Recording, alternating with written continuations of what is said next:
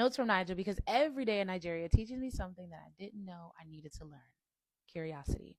This is part two of my AMVCA fashion analysis series. And honestly, this was the very first look that caught my attention when I was doing my research. The bread look. I know you guys have seen it.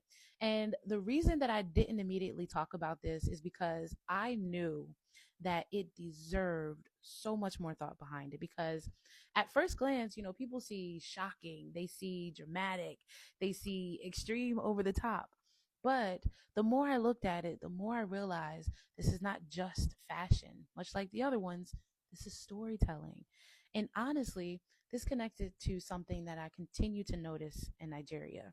Recently, I made a post asking people what made them follow me. And there was this one comment that I kept seeing over and over and over again. People were saying, I follow you because I wanted to see Nigeria through your eyes as an American. And that comment, it really stayed with me because I think what people were really saying is, you see things differently. And I do. And maybe that's why this dress affected me the way that it did. While I was doing my research, I showed the picture to someone and they said, "Oh yeah, I did see that dress. Oh my god, that was so stupid." And instantly, it was like this fire that like built up in my chest, because my immediate thought and response to this person was, "No. You don't know the story behind this story. You don't know the story behind this dress. You don't know if this person was in a season where bread was all this woman had. You don't know if selling bread fed her family. You don't know if bread making was the very thing that helped her survive long enough to become the woman that she is today." And maybe living in Nigeria is why my mind went there first, because one thing Nigeria is teaching me is that everyday things carry big, big meaning. Things that people overlook, they usually have a big, beautiful story attached to them. And then when I did my research, I found out that the woman wearing the dress, Queen Mercy, she's actually a baker and an entrepreneur. And everything just clicked from there, and it solidified that fire that I felt in my chest. Because bread here is not just bread. Bread is labor. Bread is provision. Bread is survival. It's hustle. Bread is waking up before sunrise, people standing in traffic trying to make enough for the day. It's mothers feeding their families. It's business owners building something from very little. And honestly, I think that's why so many people enjoy Notes from Naija, and I'm so grateful for it, is because I approach things with curiosity first. And I think that's what society is losing.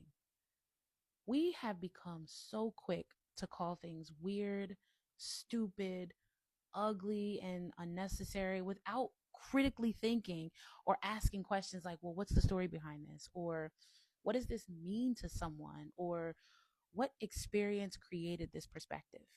Because there's always a why behind it. And honestly, I really ache for the world sometimes, because I think people miss out on so much beauty by refusing to stay open minded. Curiosity killed the cat, but it also changes everything. Curiosity allows you to see humanity where people see objects. Curiosity allows you to see survival where people only see bread.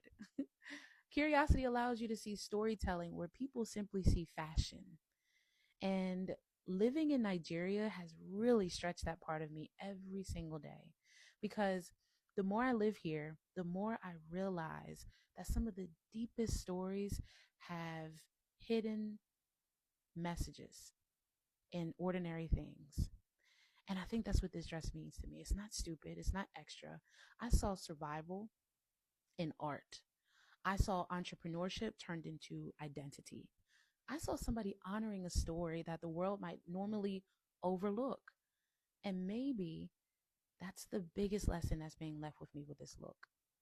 A closed mind will always miss the deeper meaning. But curiosity will allow you to see the world with compassion. And that's today's note from Naija.